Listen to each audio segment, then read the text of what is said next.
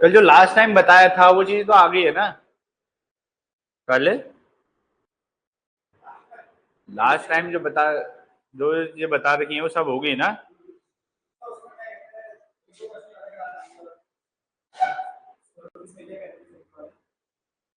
क्या? अच्छा, एक क्वेश्चन कह रहा था मैं, उसमें बहुत अच्छा क्वेश्चन था। ये सही याद दिलाया। एक बहुत अच्छा क्वेश्चन था, इससे पुराने टाइम में पूछा गया हो। बट वो दिखेगा। हाँ दिखेगा।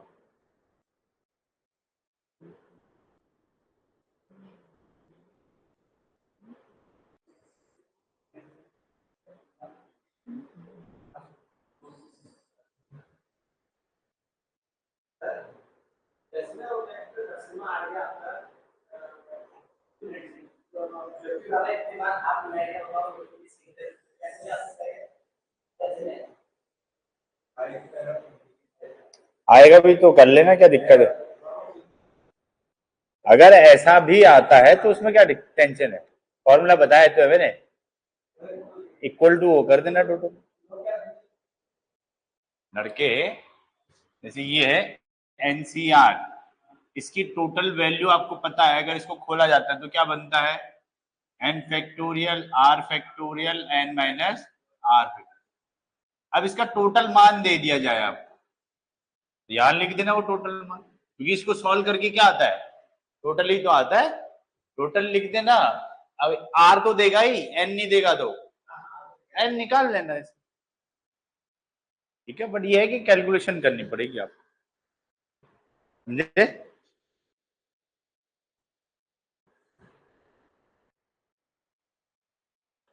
प्रश्न कहाँ चले गया? बहुत अच्छा प्रश्न था।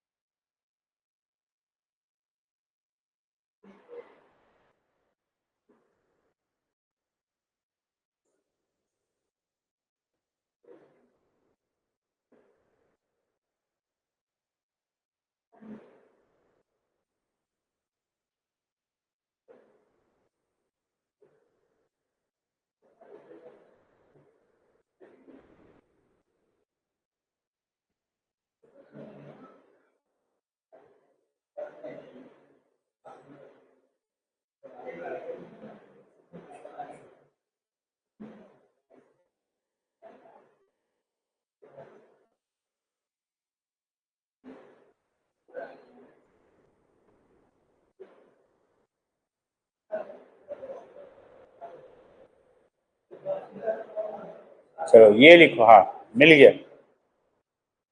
देखो, बराबर संख्या में, बराबर संख्या में, बराबर संख्या में गायों और, बराबर संख्या में गायों और ग्वालों के एक समूह में, गायों और ग्वालों के एक समूह में पैरों की संख्या, पैरों की संख्या सिरों की संख्या के,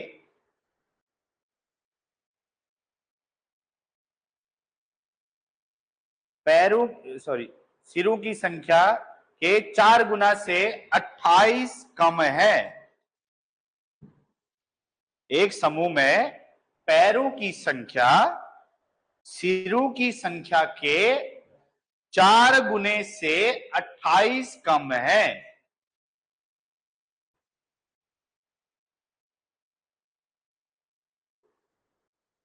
ग्वालों की संख्या कितनी है? मतलब कुछ गाय दे रखी हैं और उनको कुछ चराने वाले लोग हैं। ठीक है, बोला क्या गया है कि जो पैरों की संख्या है, यानी फुट्स जो है, सिरों की संख्या के 4 गुने से यानी 4 टाइम से 28 कम है। बताओ ग्वाले कितने? ग्वाले पूछा है, गाय पूछा है? ग्वाले बताओ।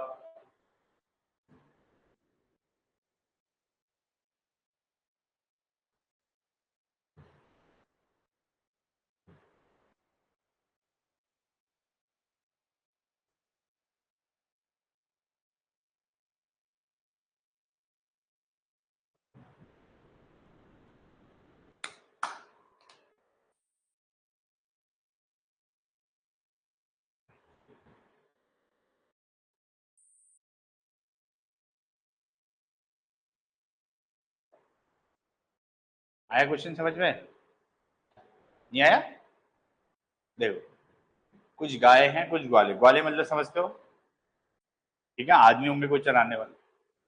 क्या बोल रहा है, पहले तो बराबर संख्या होंगी, ये क्वेश्चन में बोला है, यही पूछ रहा है वो। अब मैं सब चीज बता दूंगा फिर तो गड़बड़ हो जाएगी क्वेश्चन में। हाँ यही बोल रहा है, ये कह रहा है बराबर संख्या में, यानी इक्वल है, जितने गाय हैं उतने ही ग्वाले हैं, ये बोला गया बराबर संख्या में, इसका मतलब यही तो हुआ। फिर कह रहा है जो पैर है यानी फुट्स जो है वो बराबर है, कह रहा है जो सिर है यानी हेड्स की संख्या के 4 गुने से 28 कम, 4 टाइम से 28 कम,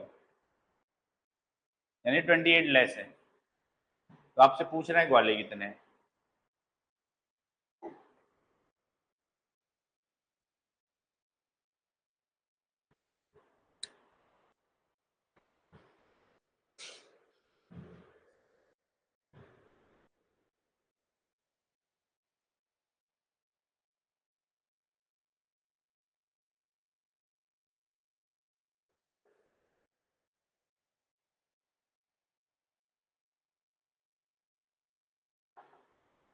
बना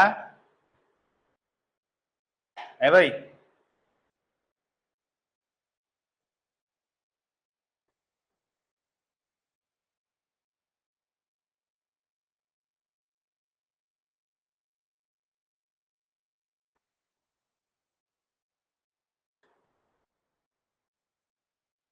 क्वेश्चन समझ में आया पहले? इधर देखो, इतना टाइम मत लगाओ भाई, ऐसे तो कुछ ज्यादा हम पढ़ ही नहीं पाएंगे।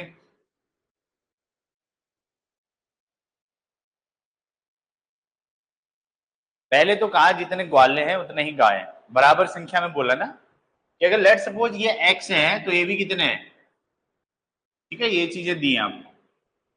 दूसरी चीज क्या बोल रहे हो कि एक समूह में पैरों की संख्या जो है, समझ में आ रहा है, पैरों की संख्या सिरों की संख्या के 4 गुने से 28 कम, समझ में आ रहा है, पैरों की संख्या। अब एक चीज बताओ, अगर मैं इनके पैरों की संख्या बताऊंगा तो कितने होंगे गाय के पैर? 4 इंटू एक्स होंगे कि नहीं होंगे? कि भाई एक्स गाय है, एक गाय के 4 पैर होते तो 4x हो गए, ठीक है। वैसे ग्वाले कितने पैर हो जाएंगे इनके? 2x, क्योंकि एक ग्वाले के 2 पैर होते हैं, एक्स ग्वाले हैं तो 2x हो गया, ठीक है। बोला क्या गया है कि एक समूह में पैरों की जो संख्या है, यानी टोटल जो पैर है ये बराबर है किसके? समूह में पैरों की संख्या सिरों की संख्या के 4 गुने। अब सिर कितने होंगे भाई?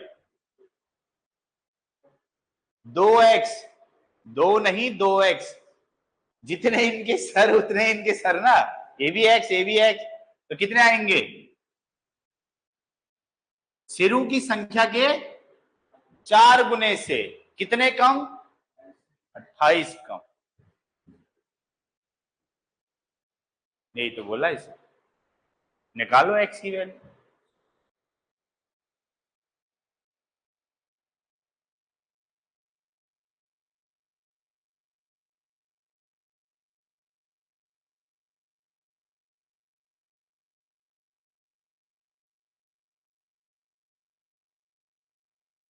कितना आया? 14 आ जाए। बात समझे? प्रश्न आसान था, चीजें समझनी थी बस, ठीक है।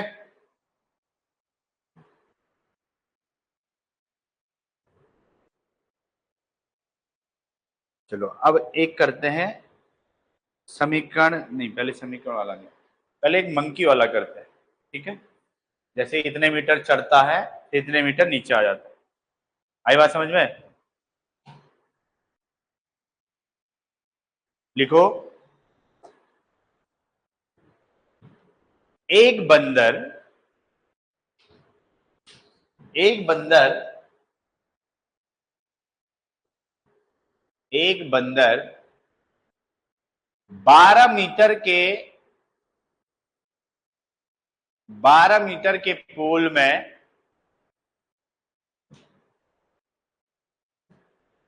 एक बंदर 12 मीटर के पोल में इस कदर चढ़ता है, इस कदर चढ़ता है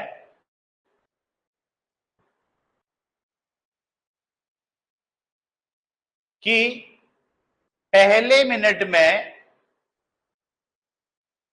कि पहले मिनट में वह 3 मीटर चढ़ता है,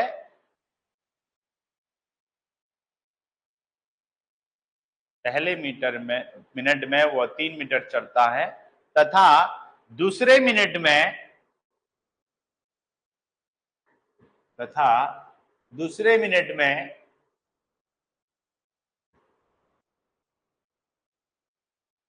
2 मीटर नीचे खिसक जाता है।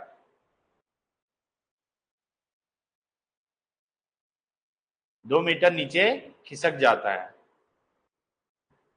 वह कितने समय में पोल पर चढ़ जाएगा, या पोल पर चढ़ जाएगा पूरी अच्छी तरीके से, वह कितने मिनट में पोल पर चढ़ जाएगा?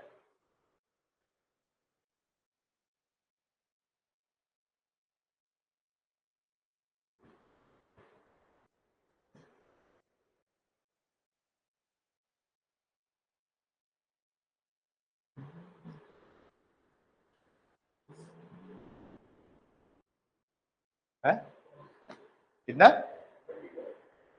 24।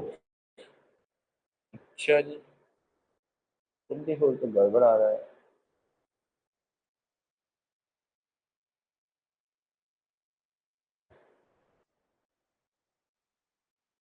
नहीं आया?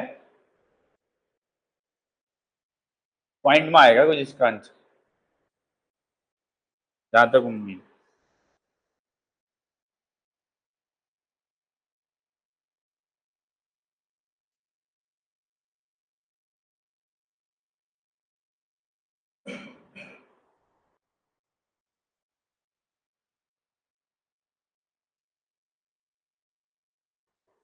नहीं, पॉइंट में नहीं आ रहा है, सही बात है।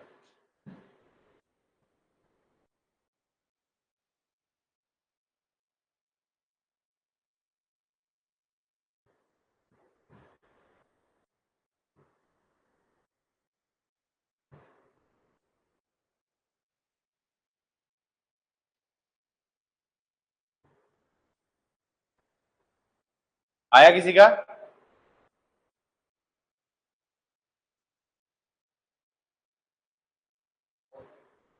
फॉर्मूला क्या कह रहे हो?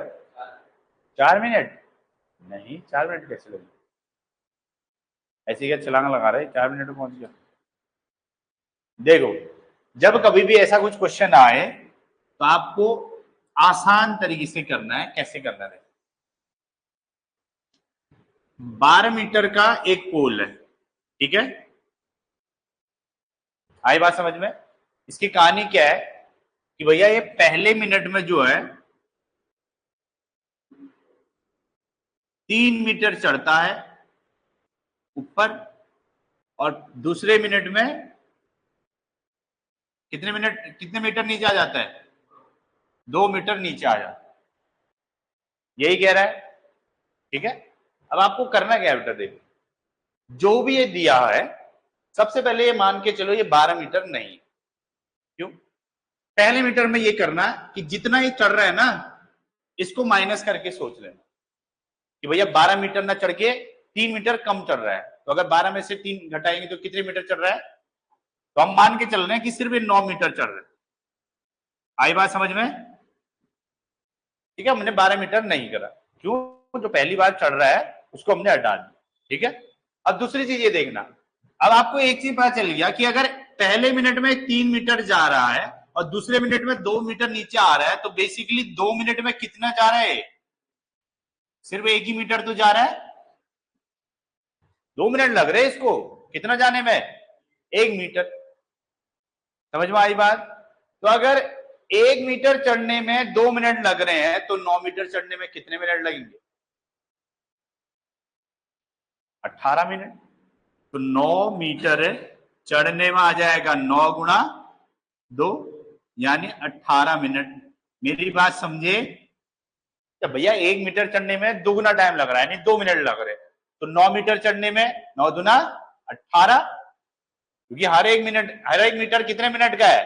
2 मिनट का, तो 9 मीटर कितने हो गए? 18 मिनट। ठीक है, ये कहानी कब है? जब 9 मीटर पे पहुंच चुका है, यहां पर 9 मीटर पहुंच चुका है। अब जाना कितना है मैंने? 3 मीटर और जाना है ऊपर, 9 3 12 होता है ना। अब बताओ, जब यहां पर पहुंच चुका है तो पहली छलांग कितनी लगाए गए? तो फिर वापस नीचे आएगा? नहीं आएगा, ऐसे तो चढ़ ही नहीं पाएगा कभी हो। भाई लास्ट स्टेप जब पहुंच चुका है, जहां पहुंचना है, तो वापस क्यों आएगा वो? उसको 12 मीटर ही तो चढ़ना था। तो लास्ट स्टेप में क्या करा उसने? 9 मीटर से सीधे 3 मीटर ऊपर चढ़ गया, पहुंच गया अपनी जगह, वो वापस क्यों आएगा? समझे? उसकी कहानी ये है कि अगर ज्यादा डिस्टेंस बची हो तब ऐसा करता है, जब अपने डेस्टिनेशन पर ही पहुंच चुका है तो क्यों करेगा ऐसा हो? तो यानी लास्ट जो स्टेप है वो कितने मिनट में खत्म हो रहा है? सिर्फ 1 मिनट में। तो इसलिए टोटल इसको कितने मिनट लगेंगे? 19 मिनट। बात समझे? कि पहले जो स्टेप जा रहा है उसको टोटल मीटर से पहले हटा दे, क्योंकि लास्ट स्टेप 100% वो एक ही छलांग में जाएगा, ऐसा नहीं होगा कि वापस फिर आएगा वो। समझे?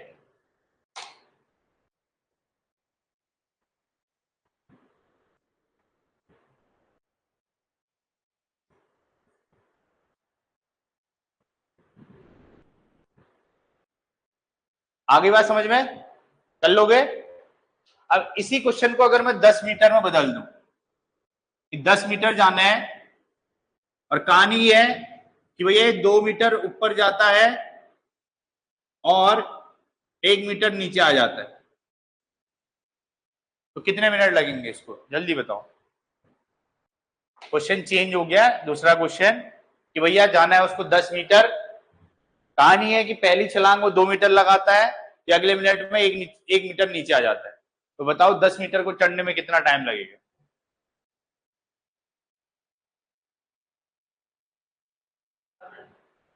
है 17 मिनट। करोगे? देख कर ही हो गया है भाई? करके समझ में नहीं आया? कोई ऐसा है जिसको समझ में नहीं आया है? बताओ। नहीं आया?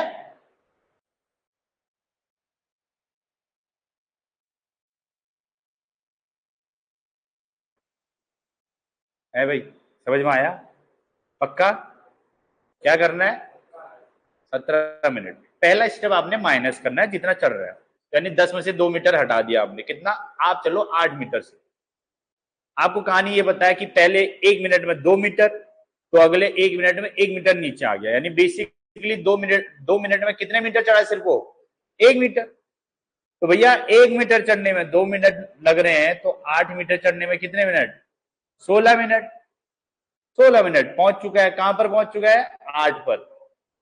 अब बचा है लास्ट स्टेप, और लास्ट स्टेप कितने मीटर का चढ़ना है उसने? 2 मिनट, सॉरी 2 मीटर का। तो 2 मीटर चढ़ने में 1 मिनट लगाता है, तो इसलिए +1 होगा, इसलिए टोटल कितने मिनट लग जाएंगे? 17 मिनट। बातें समझ में आई? कर लोगे स्टेप का? बहुत बढ़िया फिर तो।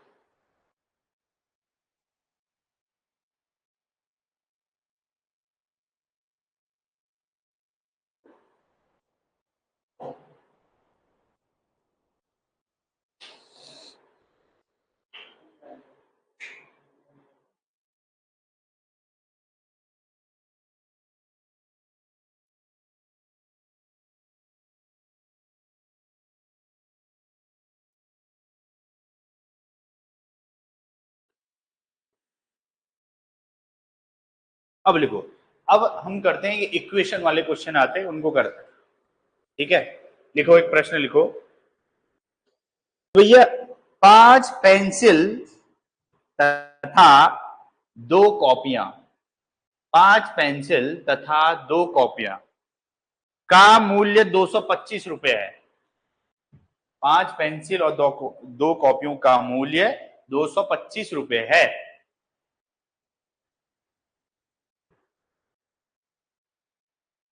और 3 कॉपियां 4 पेंसिलों का मूल्य 320 रुपए है। 3 कॉपियां और 4 पेंसिलों का मूल्य 320 रुपए है।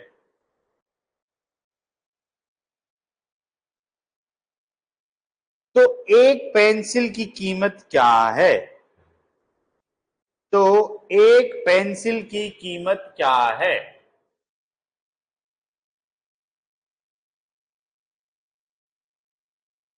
ट्राई करोगे? पहले बताना पड़ेगा है? पहले बताओ। दो इक्वेशनों को सॉल्व करना आता है आपको? जिसको आता है एक बार ट्राई कर लो।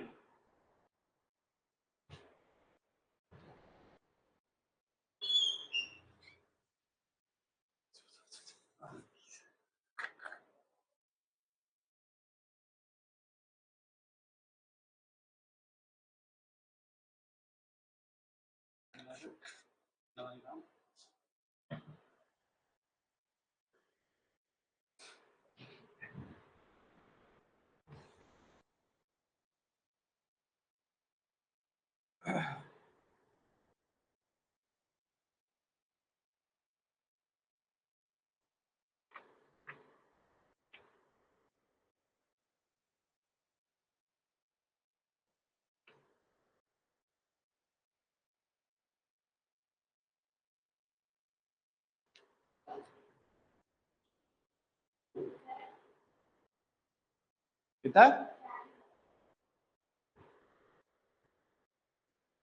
नहीं बेटा, ज्यादा आ गया। 40 रुपए की पेंसिल खरीद लो।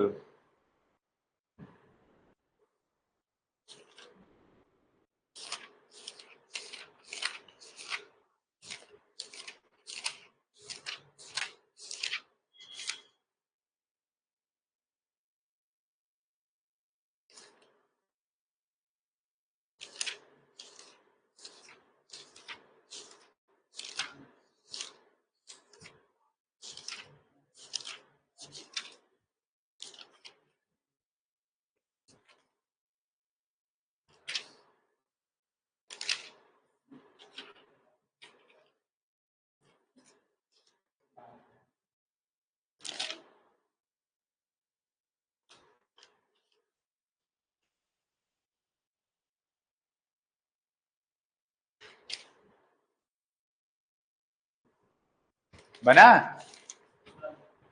कितना? देखो क्या कह रहा है, पेंसिल और कॉपियां दो चीजें हैं, ठीक है। हम मान के चलते हैं एक पेंसिल मेरी P रुपए की है, ठीक है, या एक्स वाई जो मानते हो आप, ठीक है। एक पेंसिल की बात चल रही है। पेंसिल मान लिया हमने कितने रुपए की है? P रुपए की, ठीक है, एक पेंसिल।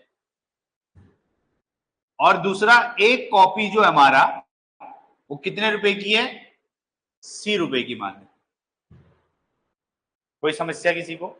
यानी मैं मान रहा हूं एक कॉपी और एक पेंसिल की कीमत कि भैया P रुपए और C रुपए। समझ में आई बात? अब पहली कंडीशन में क्या कह रहे हो कि भैया 5 पेंसिल और 2 कॉपियां हैं। तो भैया अगर एक पेंसिल 5 रुपए की, सॉरी P रुपए की है, तो 5 पेंसिल कितने रुपए की है? 5 P रुपए की होंगी। यानी एक पेंसिल की कीमत गुणा 5, 5 पेंसिलों की कीमत पता चल जाएगी।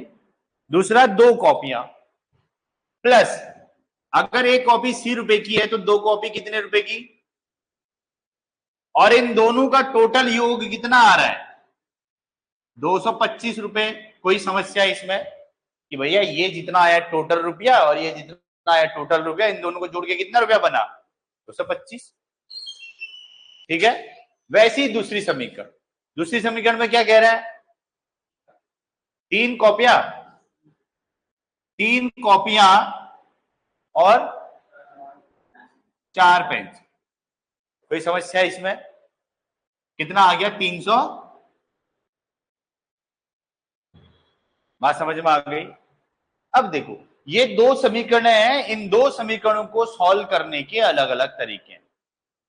आपने बचपन में सीखे होंगे 10th क्लास में एलिमिनेशन मेथड और सब्स्टिट्यूशन मेथड, समझ रहे हो। और एक विस्थापित मेथड होता है, एक दूसरा क्या बोलते हैं उसको, विलोपन विधि। ठीक है, प्रतिस्थापन विधि और विलोपन विधि, दो टाइप की विधियां सीखी हैं दो समीकरणों को सॉल्व करने की। क्यों? क्योंकि दो अलग अलग वेरिएबल है, एक पी है और एक सी है। ठीक है, दो अलग अलग चर हैं कि नहीं है। अब इनको समीकरण सॉल्व करने का एलिमिनेशन मेथड से करते हैं हम। करना क्या है कि कोई भी एक, या तो पी वाले को दोनों जगह बराबर बना दूं या सी वाले को दोनों जगह बराबर बना दूं, जिससे आसान होता है उससे कर लेते। मान लेता हूं मैं सी वाले को बराबर बना देता हूं, समझ रहे हो। बराबर करने का मतलब ये जो यहां पर है, यहां पर दो पेंसिल हैं और यहां तीन है, तो दोनों को बराबर। और बराबर कैसे होगा? एलसीएम से। दो और तीन का एलसीएम क्या होता है? 6। यानी यहां भी मैं 6 पेन कॉपियां बना दूं और यहां भी 6 कॉपियां बना दूं। तो अगर इसको 6 बनाना है तो किससे गुणा करना पड़ेगा? और इससे 6 बनाना है तो कितने से? पहले वाले को करा तो 15p प्लस 6c बराबर आ जाएगा 3 पंचे 15, 3 दूना 6, 7, 3 दूना 6, 4 दूना 8p, 4, सॉरी, हाँ ठीक है, 3 दूना 6c बराबर आ जाएगा 2 दूना 4, 2 3 6। बात समझ में आ गई। अब मेरी जो समीकरण है इनको भूल जाते हैं, अब ये याद रखते हैं कि भैया हम ऐसा हो गया। अब एलिमिनेशन मेथड यानी विलोपन विधि क्या कहता है, अगर एक मान आपने बराबर कर दिया तो उसको हटाना है, एक दूसरे से हटा के जीरो बनाना है टोटल। तब दो संख्याएं बराबर है हमारी, कौन कौन सी? 6c और 6c, ये भी धनात्मक है ये भी धनात्मक है। इन दोनों को जीरो कैसे बनाया जाए? क्या करूं मैं जिससे जीरो बन जाए? घटाना पड़ेगा कि भैया अगर मैं पहली वाली समीकरण को दूसरी वाली समीकरण को घटा दूं, पहले वाली समीकरण से दूसरे वाले को घटा दूं, तो क्या होगा? घटाने का तरीका क्या होगा भाई? अब जो नीचे वाले हैं इन सबके क्या हो जाएंगे? साइन चेंज हो जाएंगे। इसमें कोई समस्या है? नहीं है ना। अब देखो, एक पुराना साइन भूल जाएंगे, नए साइन को याद रखना है। ये धनात्मक 6c और एक माइनस 6c, तो दोनों क्या हो जाएंगे? कट के जीरो बना देंगे। अब बचे ये दोनों, 15p में से 8p चले गया तो कितना आ जाएगा? 7p, वो भी धनात्मक आएगा। या वही 675 में से 640 कट जाएगा, कितना आ जाएगा? 35। तो p बराबर कितना आ जाएगा?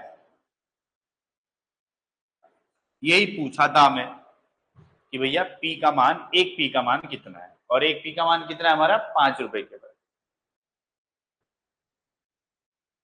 बातें समझ में आई कुछ? ये मेथड जरूरी है एलिमिनेशन। ठीक है, कोई ये ना समझे कि माइनस साइन क्यों चेंज हो रहा है। ये साइन चेंज इसलिए होते हैं क्योंकि अगर दो समीकरणों को एक से घटाना है, जैसे मैं लिखूं इसको 15p प्लस 6c, इसको घटाना है, इसमें से घटाना है किसको? दूसरी समीकरण को। तो इस तरीके से तो लिखूंगा मैं, लिखूंगा कि नहीं लिखूंगा? अब जब ये ब्रैकेट खुलेगा तो क्या बनेगा? ये माइनस अंदर मल्टीप्लाई होगा तो 8p, ये भी 8c बनेगा, बनेगा कि नहीं बनेगा? तो इसलिए ये कट जाएगा और बाकी ये बच जाएंगे आपस में। अब ये ना लिख के हम डायरेक्ट ऐसे लिखते हैं क्योंकि हमें यहां भी घटाना होता है बराबर के उस साइड, इसलिए हम इस तरीके से लिखते। तो समझ में आई बात? पक्का?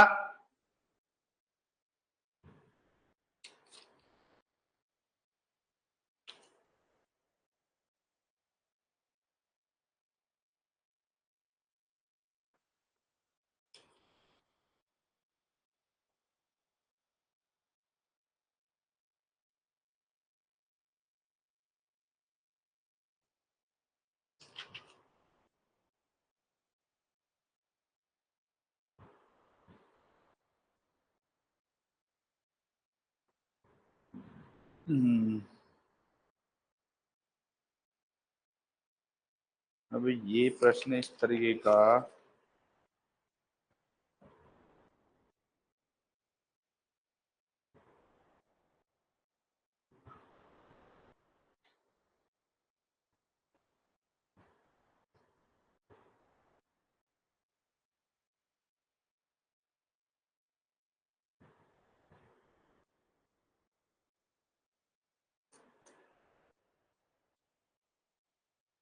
बना लोगे या क्वेश्चन एक देना है इसमें? है जी, बना लोगे, क्वेश्चन देना है? हैं? बन जाएंगे? बताओ। तो एक एक क्वेश्चन देना है तो बताओ जल्दी भाई। दे दो एक, लिखो फिर।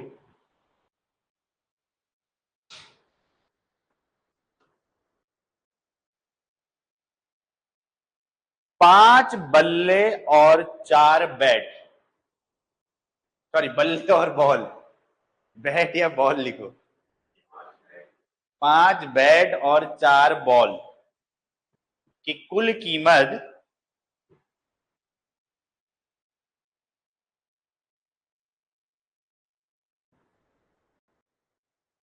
कुल कीमत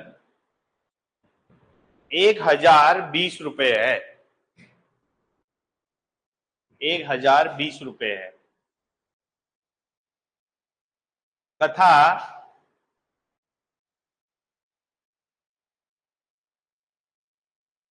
4 बल्ले या 4 बैट और 2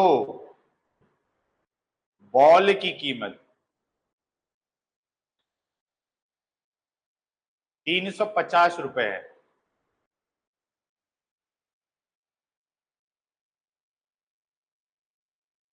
तो एक बॉल की कीमत बताइए।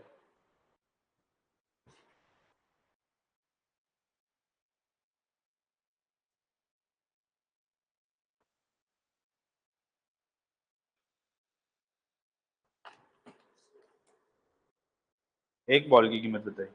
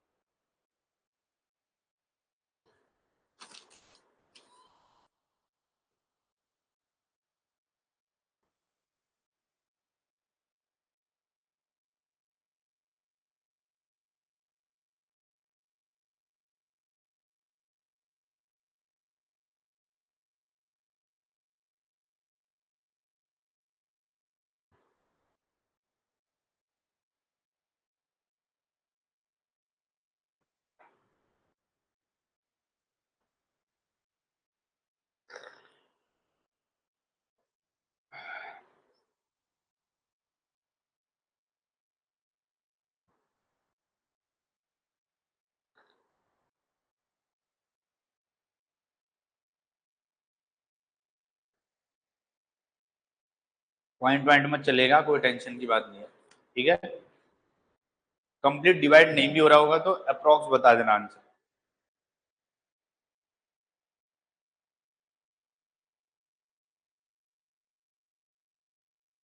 लड़के सेम करो।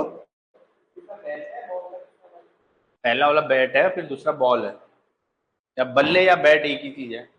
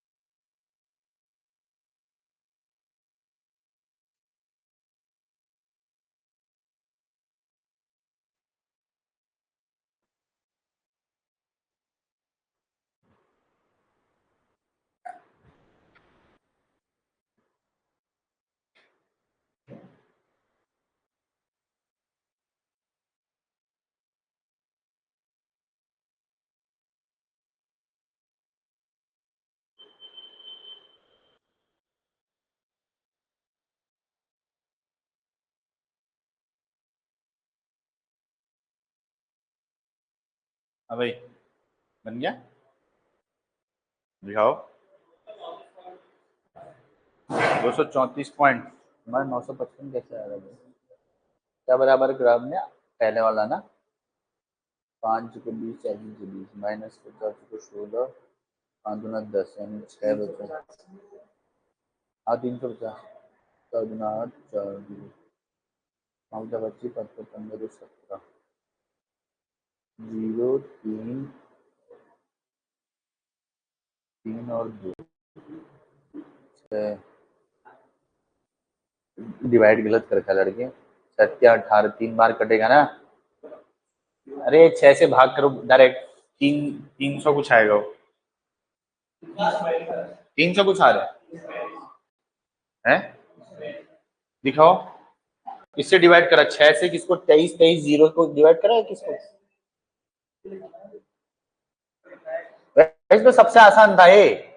4 वाला अगर किसने करा होगा तो उसके लिए सबसे आसान है, क्योंकि ऊपर 4 है नीचे 2 को 4 बनाना है तो 2 से गुणा कर देते डायरेक्ट। अब ये देखो कितना बड़ा बनाया आपने। जब आपको पता है कि 4y और 2y का एलसीएम 4 आएगा तो सिर्फ नीचे वाले को 4 बनाने की जरूरत थी। इससे क्या होगा, कैलकुलेशन बहुत आसान होती। हाँ बहुत बढ़िया है। 300 कुछ आएगी, ठीक है। पीछे आया आया कि नहीं आया अभी? देवी जी आया नहीं आया?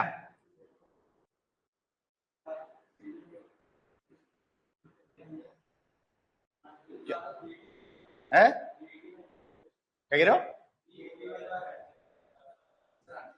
300 कुछ आ रहा है कह रहे हो? शायद ऐसा ही कुछ आ रहा होगा, देखता हूँ।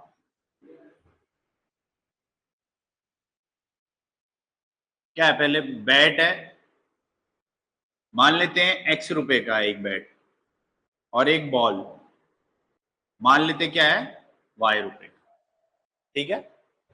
5 बैट खरीदे हैं ना पहले, यही है। 4 बॉल 1020 रुपए के है ना, यही है। दूसरी समीकरण में क्या बनी,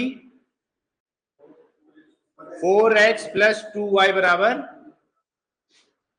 यही है। देखो जिसको एक समीकरण सॉल्व करना आता होगा ना वो सबसे पहले ये देखेगा कितना आसान में इसको बना सकते। सबसे आसान मुझे ये लगा। क्यों? क्योंकि आप इसको बड़े करते हो तो ये बहुत बड़े बड़े नंबर बन जाएंगे, तो इतना क्यों करना है मुझे, कैलकुलेशन में गड़बड़ ना हो। 4 है नीचे 2 है, इन दोनों का लॉस हो 4 ही आने वाला है, तो ऊपर तो 4 ऑलरेडी है, नीचे वाले को 4 बनाना है बस, और कुछ करना है नहीं। तो नीचे वाले को 2 से गुणा कर देंगे तो ये आ जाएगा ऊपर वाला तो 5x + 4y बराबर 1020। नीचे वाला क्या बन जाएगा, ये 8x + 4y बराबर कितना बन जाएगा, ये 700। काटो, 4 से 4 कट गया, यहाँ 3 बच जाएगा, वहां डिवाइड कर दो, कितना आ जाएगा ये 320। तो x बराबर 320/3 करीब आ रहा है। तो हमारा 300 में कैसे आया भाई, माइनस में है, कोई दिक्कत नहीं हो, क्वेश्चन है ही नहीं वैसा मेरे पास। अच्छा ये ठीक है, ठीक है, कोई बात नहीं।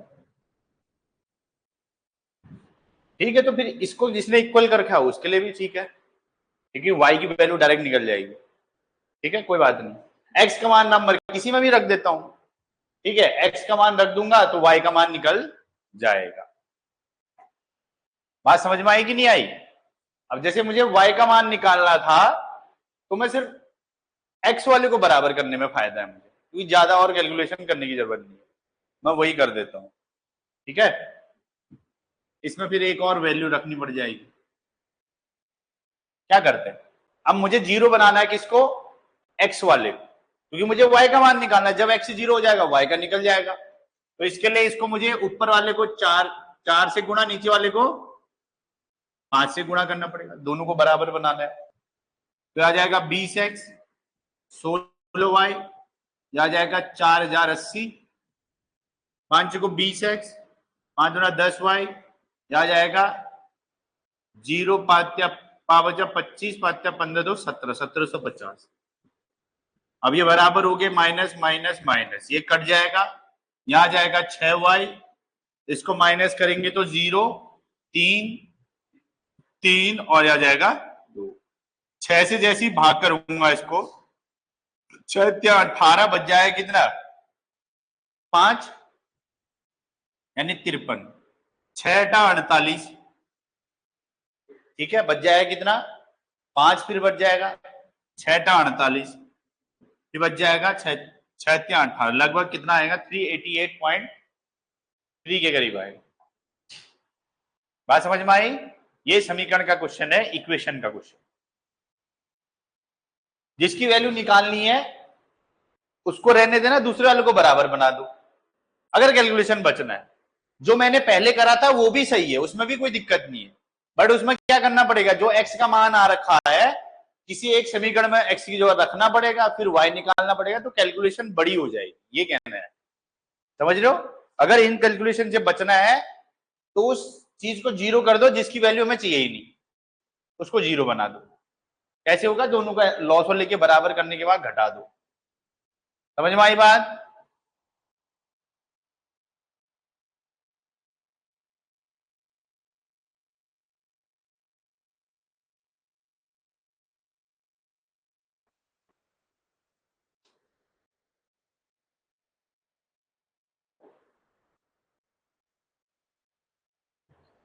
अब अगला प्रश्न लिखो एक, देखो इसको कौन करता है। नॉर्मल सा क्वेश्चन है। कह रहा है सुरेश सुरेश 4 मिनट में 150 शब्द टाइप करता है। सुरेश 4 मिनट में 150 शब्द टाइप करता है,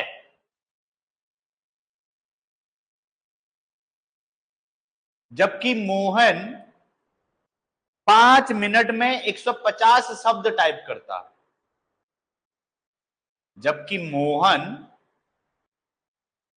5 मिनट में 150 शब्द टाइप करता है, तो बताइए कि 375 शब्द एक साथ टाइप करते हुए वो कितना समय लगाएंगे। 375 शब्द, शब्द शब्द 375 375 शब्द एक साथ टाइप करते हुए वे कितना समय लेंगे या लगाएंगे।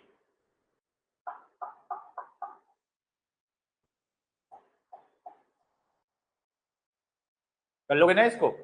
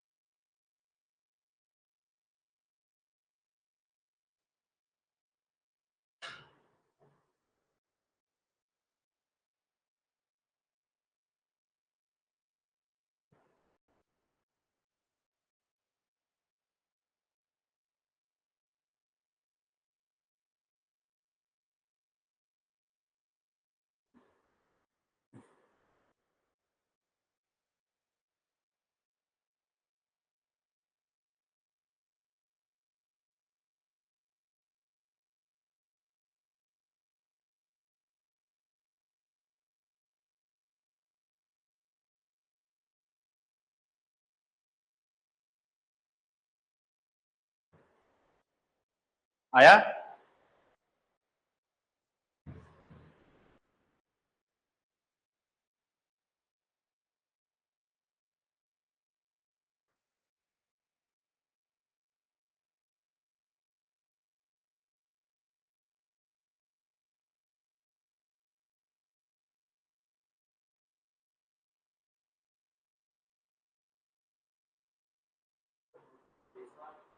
हाँ, एक साथ अगर दोनों एक साथ करेंगे तो 375 शब्द कितने समय में समाप्त कर देंगे, टाइप कर देंगे।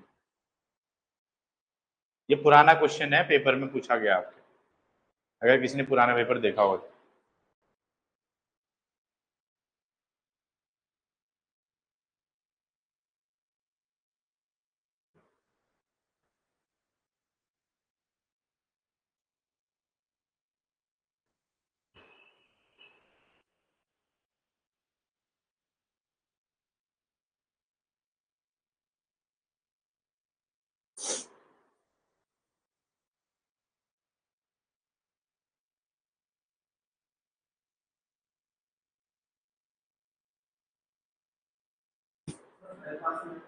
है?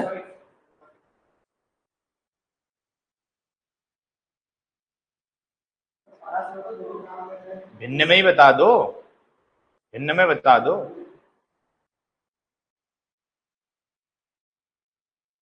इसने आंसर भिन्न में दिया है सब।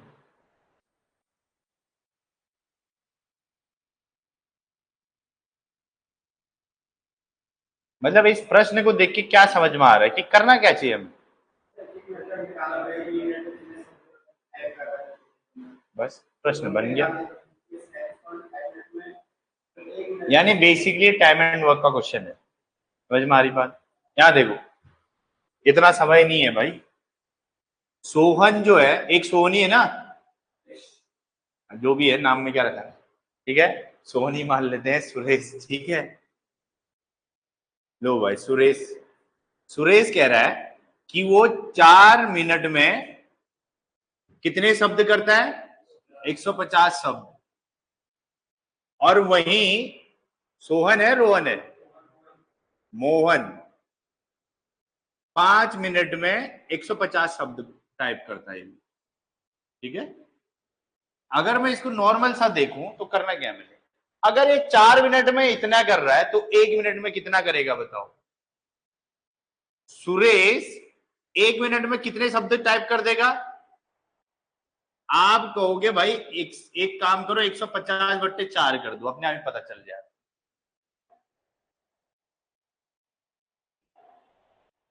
पॉइंट ही निकालना है। किसका पॉइंट आ रहा है? Total answer. फिर ये डिवाइड नहीं करना है बेटा, डिवाइड करके फायदा क्या होगा? डिवाइड तो करना ही नहीं है। बेसिकली मैं क्या कर रहा हूं पता है, कि 1 मिनट में कितने शब्द टाइप कर रहे हैं, क्योंकि मेन काम तो यही है ना कि दोनों को एक साथ कराना है। और हम यही जानते थे, एफिशिएंसी निकालनी होती है, कार्य क्षमता। 1 मिनट की बात चल रही है। और वहीं मोहन जो है 1 मिनट में कितना कर देगा भाई? 150 कोई समस्या? नहीं समस्या कोई। इसको काट सकते हैं हम, कितने हो जा रहे हैं? 30 शब्द। और ये पता चल गया इतने शब्द, ठीक है। और चाहो तो वैसे छोटा तो कर सकते हैं इसको, ठीक है। 150 से कितना हो जाएगा ये? 75। और ये बन जाएगा 2, ठीक है। कोई समस्या इसमें नहीं।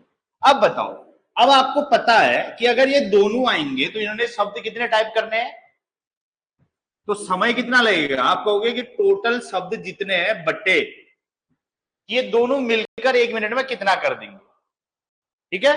पहला वाला सुरेश आएगा तो कितना काम करेगा वो? 75/2। और वहीं मोहन आएगा तो कितना करेगा? तो यानी 1 मिनट में कितने शब्द टाइप कर देंगे? दोनों का प्लस जितना आएगा, समझे। और ये 1 मिनट की हो जाएगी, और इसको इतने करने हैं तो डिवाइड कर देंगे टोटल। तो सॉल्व करेंगे तो कितना आ जाएगा ये? यहां आ जाएगा 30 × 60 ही 60, यानी 135। ऊपर आ जाएगा 2, ठीक है। 5 × 10, 5×7 = 35, 5×7 = 35, 5×5 = 25। क्या जाएगा? 3×9 = 27, 3 से आ जाएगा 25। बेसिकली 50/9 मिनट लगेंगे।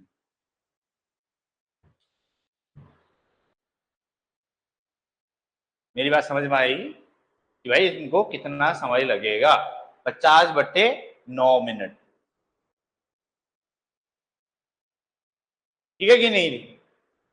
पक्का? बहुत बढ़िया।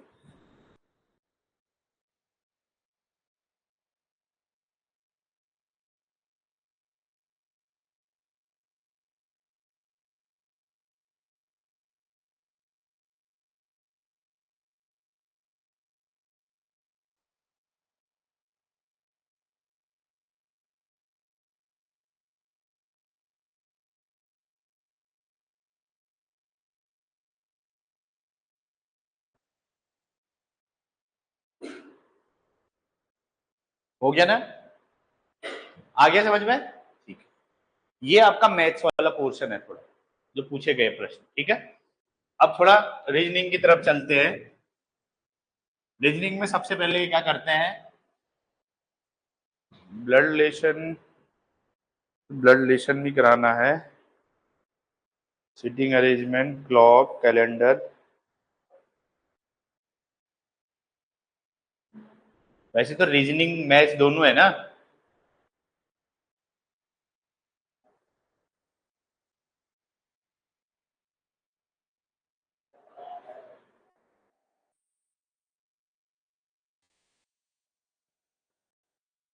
चलो एक बार नॉर्मल सा प्रश्न पूछ रहे हैं, इसमें भी ये भी पूछा गया है तर्क शक्ति में। ठीक है, 84 क्वेश्चन है कुछ पुराने पेपर में। कह रहा है कि 8 बच्चे एक टूर्नामेंट में भाग लेते हैं। ठीक है, इसमें कुछ नहीं बताया जाएगा, आंसर तुम ही बताओ। 8 बच्चे एक टूर्नामेंट में भाग लेते हैं। ठीक है, प्रत्येक को हर एक के साथ खेलना है, प्रत्येक को हर एक के साथ खेलना है।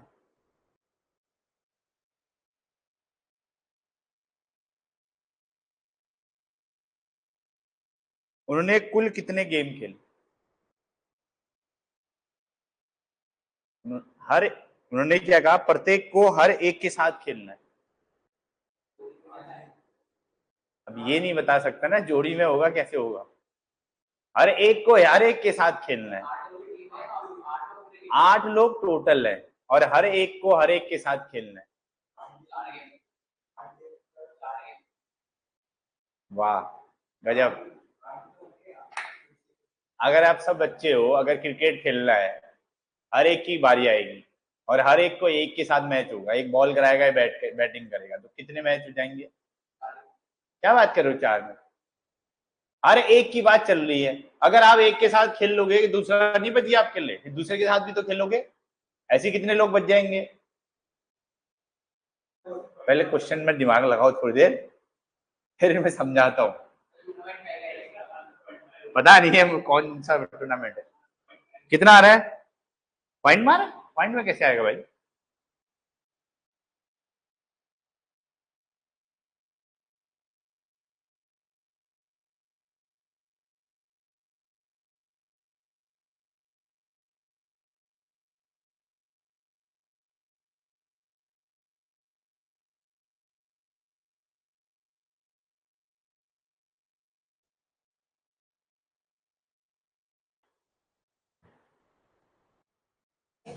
बताओ, ये है तर्क शक्ति आपकी है, बहुत बढ़िया शक्ति है।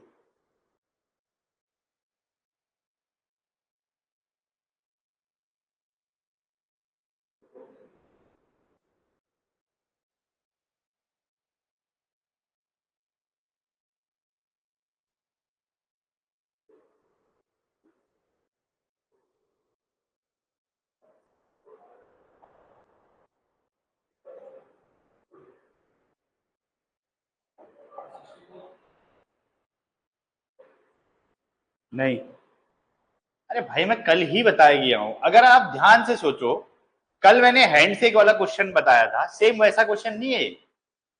कह रहा है 8 लोग हैं, प्रत्येक को एक के साथ गेम खेलना है, यानी एक बार में 2 ही लोग खेल सकते हैं आपस में, यही तो मतलब हुआ कि नहीं हुआ? अगर मैं कहूं आप सबको हर एक के साथ गेम खेलना, तो आप मेरे साथ भी गेम खेलोगे, इनके साथ, फिर इनके साथ, इनके साथ।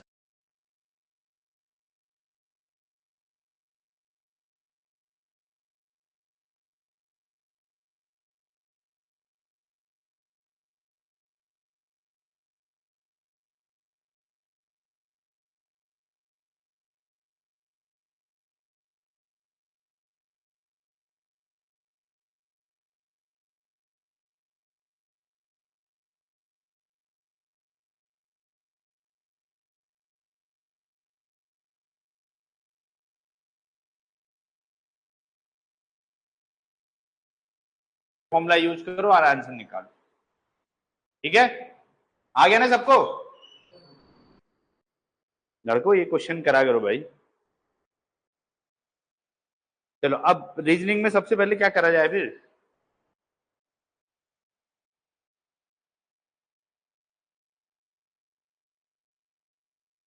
तो छोटे छोटे करके करते हैं। एक क्लॉक बताता हूँ मैं सबसे पहले, ठीक है, तो जल्दी जल्दी भी हो जाएगा, ज्यादा टाइम नहीं लगेगा। क्लॉक में आधे लोगों ने पहले पढ़ रखा है क्लॉक। एंगल निकालने का फॉर्मूला क्या है? हाँ भाई, पुराने बच्चे बताओ, बताओ जी। क्लॉक में एंगल का फॉर्मूला क्या है भाई? कोण। पीछे देवी जी बताओ क्या है? अरे के तुम बताओ। हाँ जी बताओ। बेशक। यहां तक नहीं सुनाई दे रहा मुझे। बताओ बताओ।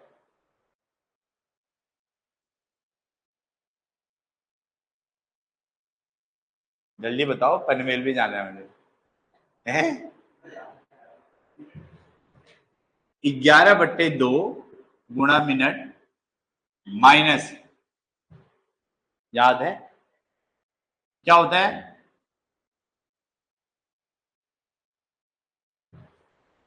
ये याद है फॉर्मूला?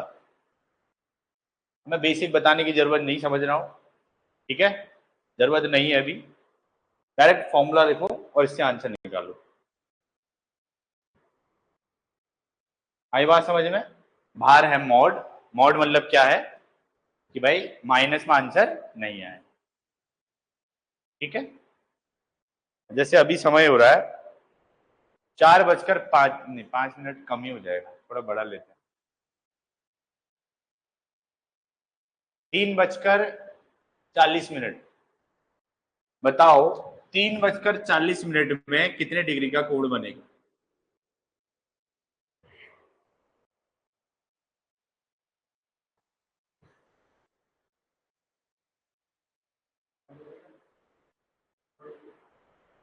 सौ डिग्री, 20, 220, 90, 220, 90 कितना हो जाएगा? 130, 130/2, नहीं 130। 100 डिग्री कैसे बने? 130 टाइम आ रहा है शायद, 130 आएगा।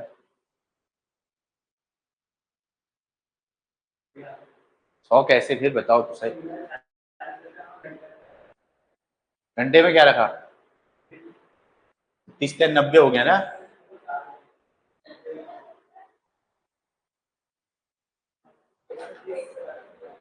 हाँ 130 आएगा, ठीक है। अब आगे बेसिक तरीका भी बताया है मैंने आप लोगों को कि कैसे निकाला जाता है, ठीक है।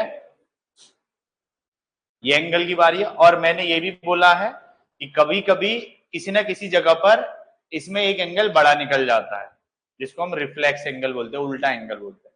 तो उस कंडीशन में क्या करना है आपने? 360 से उसको घटा देना, फिर आंसर आ जाएगा। बात समझ में आई? 12:30 में बताओ कितने डिग्री का बनेगा? 12:30 पर।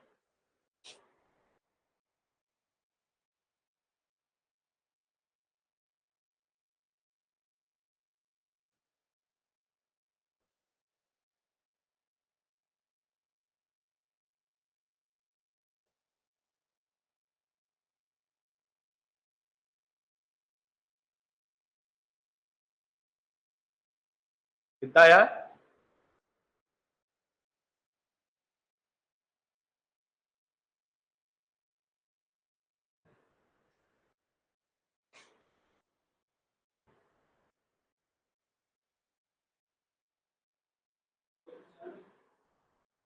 बता रहा है 295 होना चाहिए।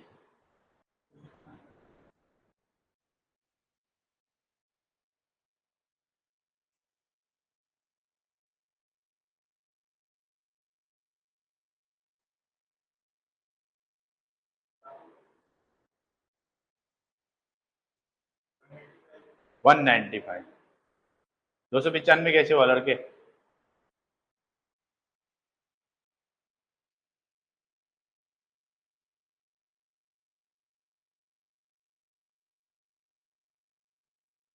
295 सिर्फ रिफ्लेक्स एंगल बन सकता है, नॉर्मल एंगल 295 नहीं बन सकता।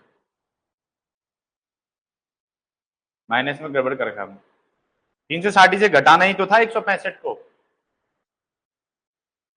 195 आ रहा होगा। ठीक है, कोई समस्या नहीं ना इसमें, इसमें तो कोई समस्या नहीं है, ये फॉर्मूला हो गया। अब वैसे ही इसमें समय निकालने वाला भी क्वेश्चन होता है एक, तो समय निकालने वाले में क्या था, इसी का उल्टा हो जाता है, 2/11 करना है आपने, और यहां लिखना है 30 गुणा पहला वाला घंटा प्लस माइनस कोण। याद है, कुछ धुंधली धुंधली याद आ रही है? हाँ ठीक है, ये हो गया प्रश्न, मतलब ये फॉर्मूला हो गया, समय देगा आपको और बोलेगा दो सुइयों यानी घंटे वाली सुई और मिनट वाली सुई के बीच ये कोण बन रहा है। समझ में आ रही बात? यानी minute hand and hour hand के बीच जो एंगल बन रहा है उसके बारे में बता देगा आपको। और उसमें कंडीशन बताई मैंने कि भैया एक राइट एंगल ट्रायंगल होता है, यानी समकोण त्रिभुज कितने का बनेगा, 90 डिग्री। यानी ये मान लो आर हैंड है, ये मिनट हैंड है, यानी घंटे वाली सुई मिनट वाली सुई एक दूसरे से 90 डिग्री बना रही हूँ। दूसरी कंडीशन में कोइंसिडेंट लाइन बोला मैंने, यानी एक दूसरे के ऊपर संपाती लाइन जिसको बोलते हैं, इसमें कितना डिग्री बनेगा, 0 डिग्री। जब एक दूसरे के ऊपर ही चिपक जाएंगे तो 0 डिग्री बनेगा उनके बीच। तीसरा क्या बोला था कि एक स्ट्रेट लाइन बन जाए, तो तब भी क्या बनेगा, 180 डिग्री। ठीक है, बाकी एंगल कुछ भी दे सकता है, कोई समस्या नहीं, बट मेन कंडीशन ये है तुम्हारी एंगल वाली। ठीक है, हाँ ये कितनी बार बताया मैंने, वही तो कह रहा हूं, धुल्ली यादें हैं। ठीक है, धुंधलाहट हटा दो मैं, देखो मैंने क्या बोला था कि अगर इसके बीच आप नॉर्मली प्लस करके देखना एक बार, अगर 360 से कम या 360 के बराबर आ रहा है तब तो सही है, प्लस ही रहने दे। अगर 360 से ज्यादा आता है तो यहां पर माइनस कर ले। समझ रहे हो मेरी बात? जैसे मैं लिखता हूं कि 12 और 1 बजे के बीच, एक प्रश्न लिखो कि 12 और 1 बजे के बीच किस समय, 12 और 1 बजे के बीच किस समय घड़ी की सुइयां एक सीध में होंगी, एक सीध में होंगी।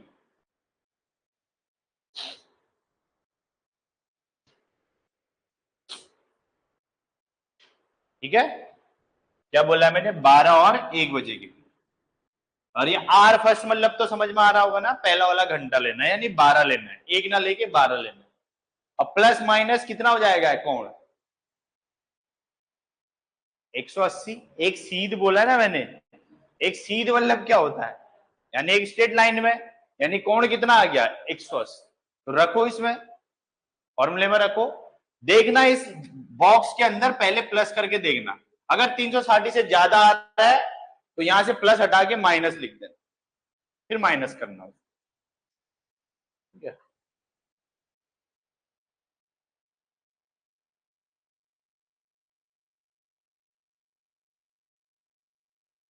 अभी टेस्ट भी हुआ था शायद, उसमें भी प्रश्न आया था, एक दिया था आप लोगों ने टेस्ट इससे पहले, 38 वाला टेस्ट। यहाँ कल खाया क्या है वो याद नहीं, आप टेस्ट की बात कर रहे हो है भाई?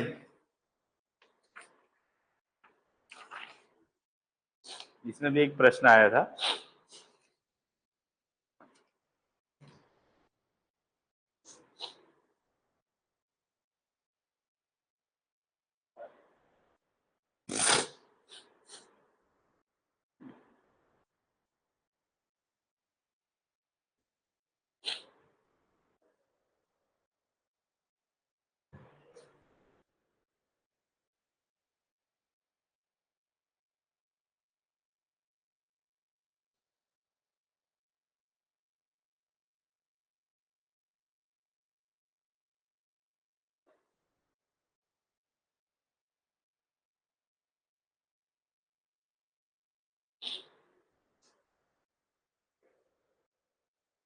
कितना आया?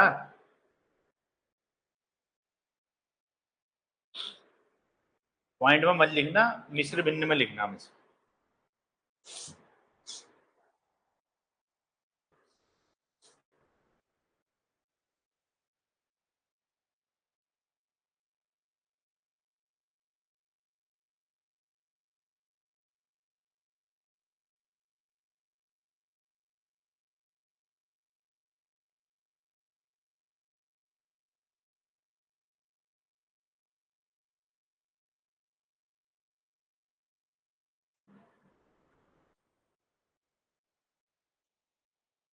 और क्या आया?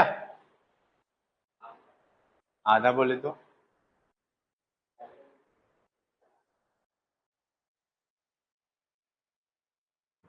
कोई तो बताओ।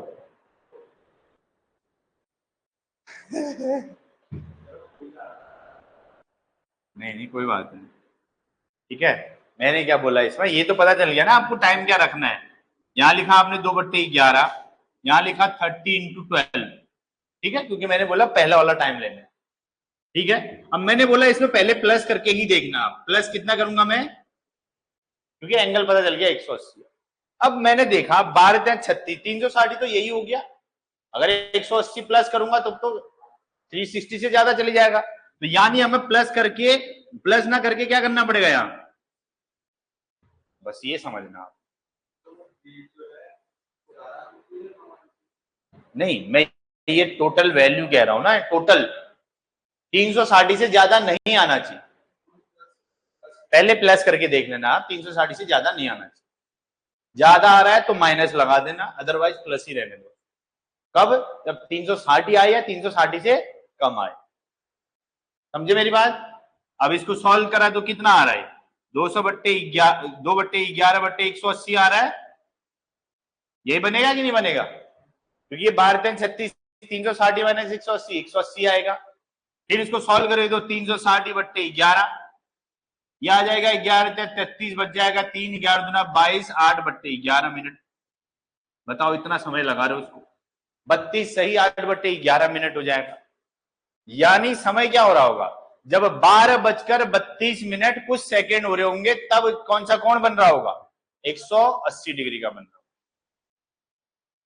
समझ में आई बात? 32 minute 8/11, 32 half, sorry 32 whole 8/11 minute. आई बात समझ में? तो तब, और या तो समय ऐसा दिया होगा कि 12 बजकर कुछ देर रखा, ठीक है। जैसे अभी एक प्रश्न पूछा था आपसे कि कह रहा है कि 2 और 3 बजे के बीच किस समय पर दोनों सुइयों के बीच 160 डिग्री का कोण बन रहा होगा। 2 और 3 बजे के बीच किस समय पर दोनों सुइयों के बीच 160 डिग्री का कोण बन रहा होगा।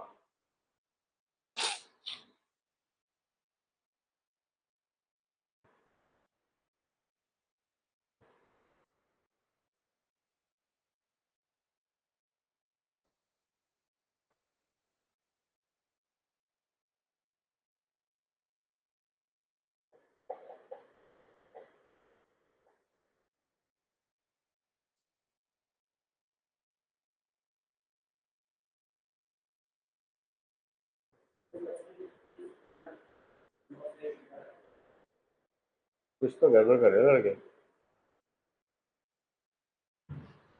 30 दूना 60, 60 प्लस 60 220, 220 220 240, 440/11, तो 40 आ रहा है, तो 2:40 होना चाहिए।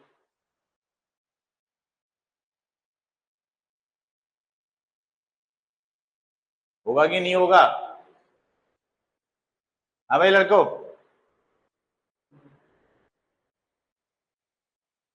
2:40 होगा कि नहीं होगा? 2:40 ना? हाँ। अरे यार इतनी कैलकुलेशन तो कर ही लोगे। हाँ, यहां क्या रखना है आपने, 2 रखोगे 60 हो जाएगा। अब 60 में प्लस करना है 160, तो 220 हो रहा है, यानी 360 से कम है तो प्लस ही रहने दो। 220 हो गया, 220 गुणा 2 करना हो गया 440, 440/11 क्या हो गया, 11 से 44, 40 आ गया। यानी समय हो रहा होगा 2:40 समझे? बस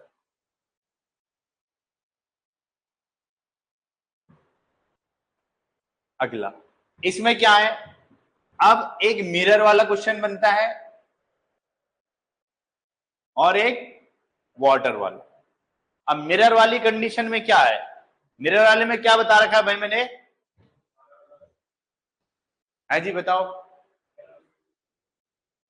क्या, 11:59 नहीं बेटा, 11:60,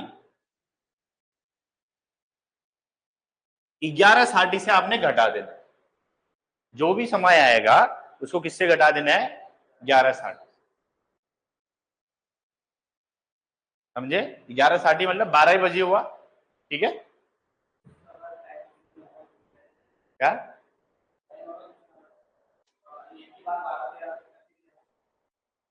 इससे करना पड़ेगा बताओ, सिंपल सी बात, इससे नहीं होगा। अगर मैं कह दूं 13:20 हो रखे हैं तो हो ही नहीं सकता हो, तो किससे करना पड़ेगा, 23:60, ठीक है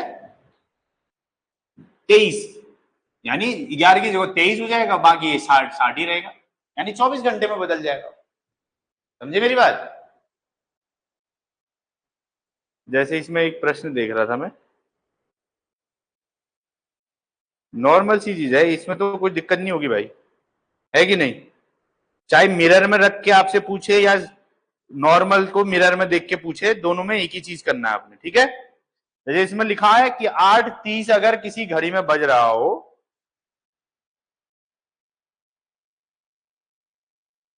तो मिरर में कितना हो रहा हो, अगर किसी घड़ी में 8:30 हो रहा है तो अगर उसको मिरर में देखा जाए तो कितना समय हो रहा होगा, 3:30, ठीक है?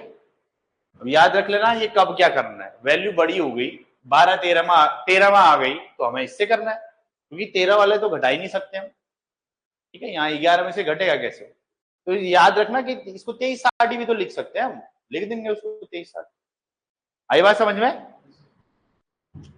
दूसरा वाटर वाला, वाटर वाले में क्या करना है आपको, नहीं लड़के 18:30 हो, ठीक है, ये है 18:30, ये जो भी टाइम दिया रहेगा उसको हम 18:30 से माइनस कर देंगे।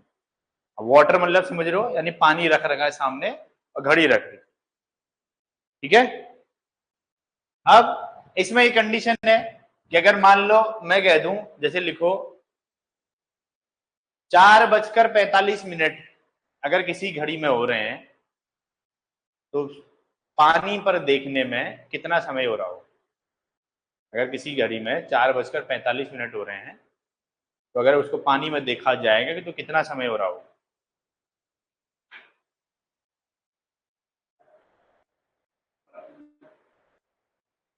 कितना हो जाएगा,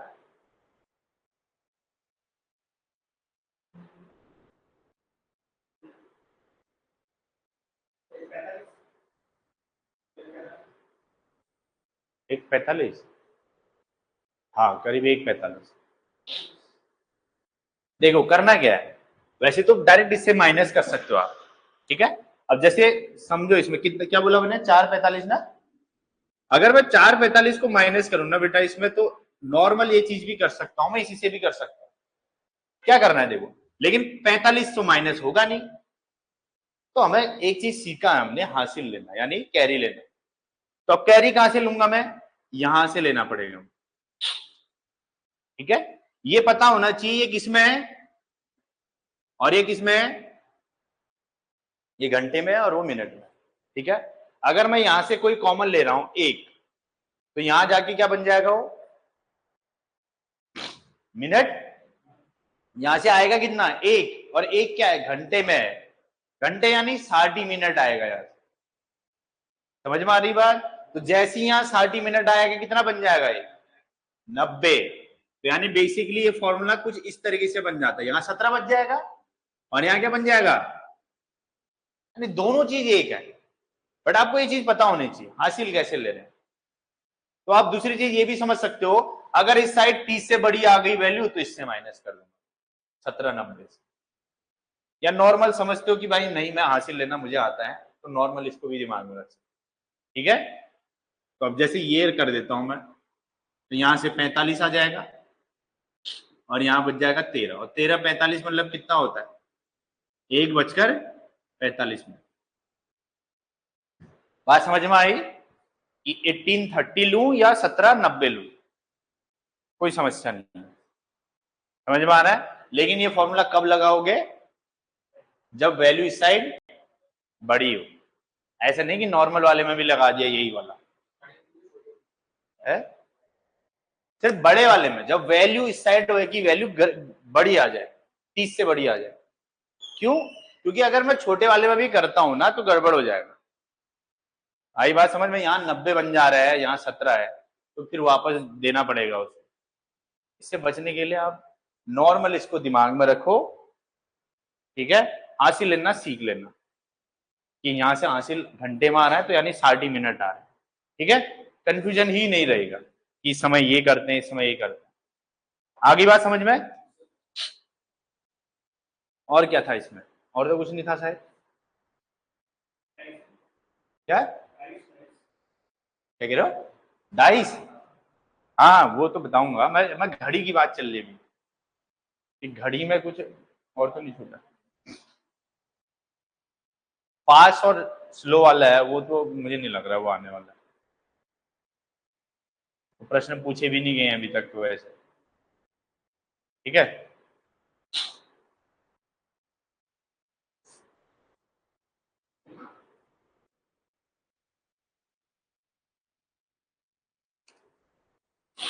ये हो गया घड़ी की कहानी खत्म, ठीक है।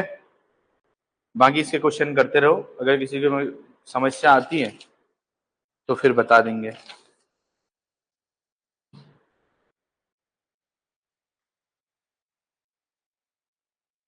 और क्या छूटा है,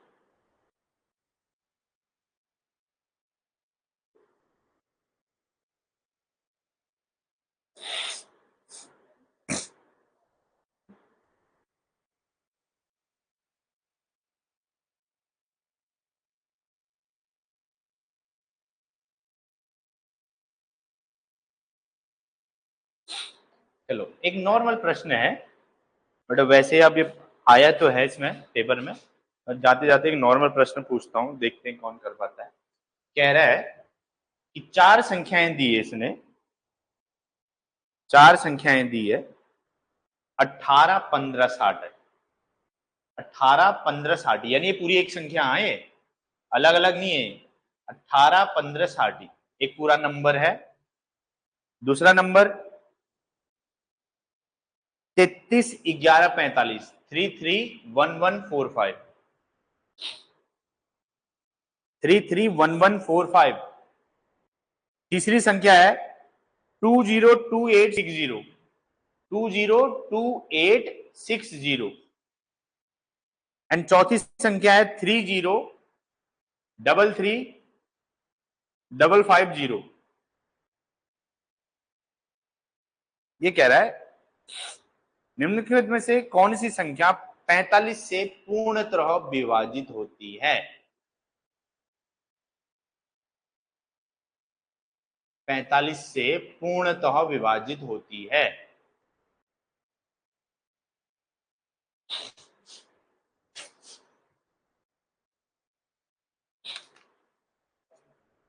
$45। अब ये मत लग जाना कि भाग करने लग गए 45 से। अगर इतने बड़ी संख्या को 45 से भाग करोगे तो समय नहीं लगेगा। तो इसके लिए बेटा इसमें डिविजिबिलिटी दिमाग में रखेंगे, ठीक है। जाते जाते 2 मिनट में खत्म हो जाएगा डिविजिबिलिटी, ठीक है। अब सबसे पहले 45 को देखना आपने, और 45 के गुणनखंड देखने। तो 45 के गुणनखंड क्या क्या होंगे बताओ भाई, गुणनखंड करना तो आता है, अपमानजनक चीजें मत करना कि नहीं आता है, ठीक है। गुणनखंड तो आता है ना, हाँ। तो 45 के गुणनखंड हो जाएंगे 9 गुणा 5, सिंपल सी बात। इससे छोटा और क्या कर सकते, बाकी 3 3 में तोड़ देंगे ज्यादा से ज्यादा। ठीक है, तो यानी जो भी वो संख्या होगी ना वो 5 और 9 दोनों से विभाजित होनी चाहिए, तो वो 45 से भी विभाजित हो जाएगी।